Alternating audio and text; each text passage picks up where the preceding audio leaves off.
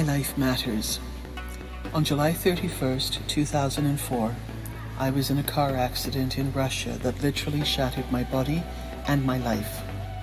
On the bright side, on July 31st, 2021, exactly 17 years later, I am here very grateful to be alive and celebrating life, albeit in ways I never thought or imagined.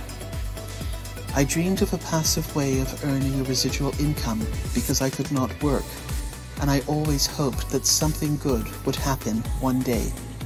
And it did. Today I am a founder with a global artificial intelligence IT company launching in 2021. My future is very bright, as I have literally found my voice again, and I do weekly presentations for members around the world. Don't let your fear hold you back from reaching your dreams, and don't let anyone define who you are or limit what you can become in life. My life matters, and so does yours.